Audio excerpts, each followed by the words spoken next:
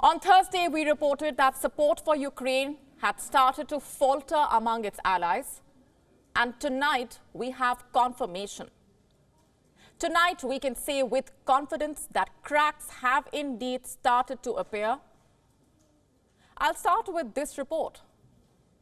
After weeks of will they, won't they, America has made its stand clear. It is not sending the Abrams. Tanks are what Ukraine wanted above all from anyone and everyone. And America's top tank, the Abrams, and the much wanted Leopard from Germany. It may not receive both. But the question is why?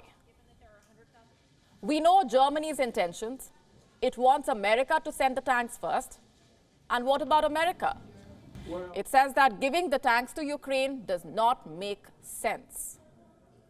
That's exactly what the Pentagon is saying, in fact. Let me quote the first response. It's from the Pentagon's Deputy Press Secretary, Sabrina Singh. She says the maintenance and the high cost that it would be taking to maintain an Abrams, it just doesn't make sense to provide that to the Ukrainians at this moment. And the second statement is of Colin Kapp. He is the U.S. Under Secretary of Defense for Policy. And he says, and I'm quoting, "I just don't think we are there yet.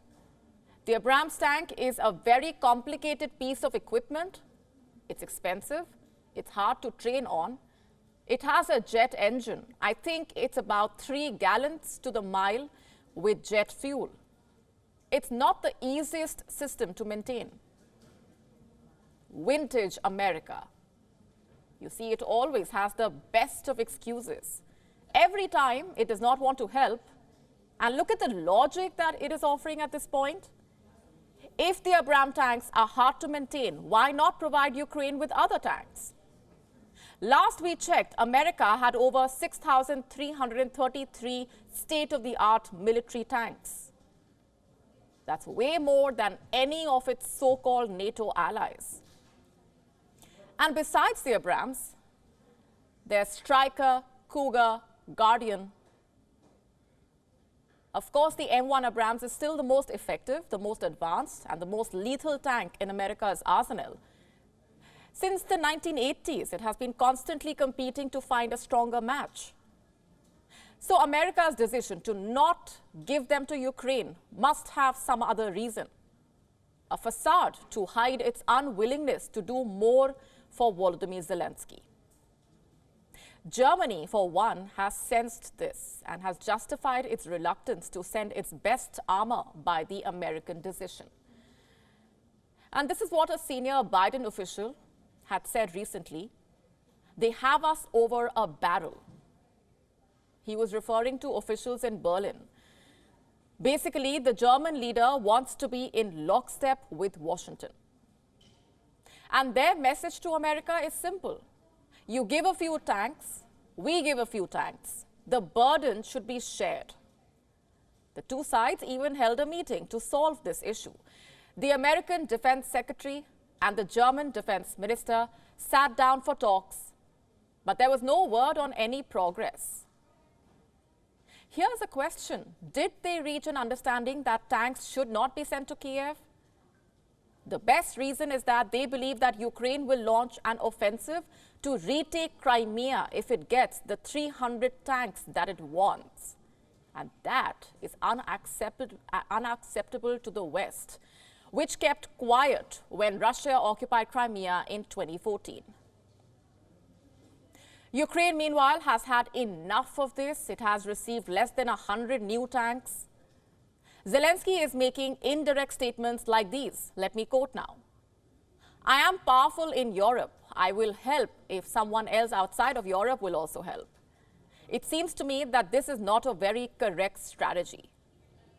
And this was the thinly disguised criticism of Germany for its stance.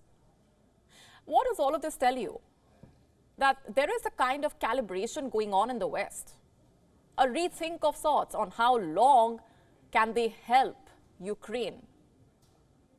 And here's more proof. The director of the CIA, the Central Intelligence Agency, traveled to Ukraine last week.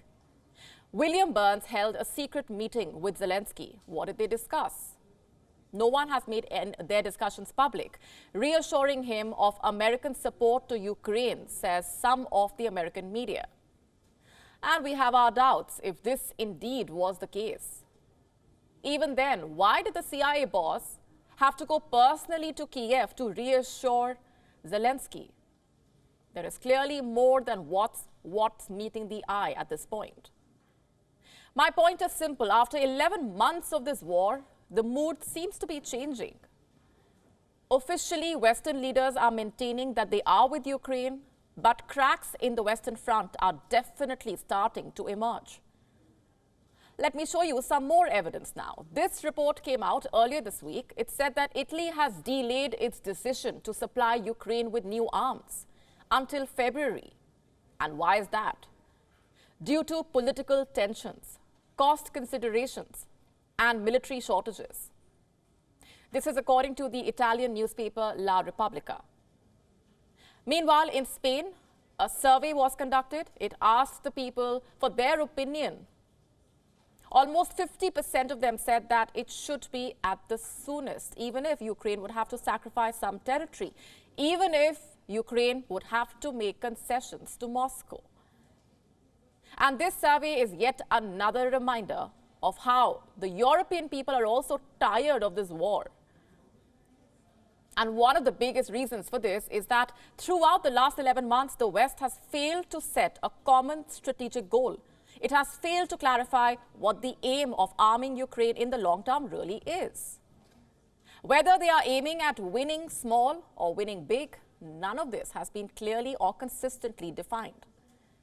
They have just kept helping Ukraine without giving much thought to how long this help can sustain. And this realization has come a bit too late. Because back in Moscow, in the gleaming white halls of the Kremlin, Vladimir Putin has sensed that the West has lost the stomach to fight. Reports say there is creeping confidence in Putin that sooner or later Europe will get tired of helping Ukraine.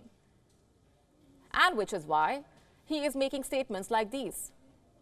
Russian victory in Ukraine is guaranteed. He said this during a recent visit to St. Petersburg, that he has no doubt that Moscow is about to defeat Ukraine. Will his prophecy come true? The developments in the days ahead hold the answer.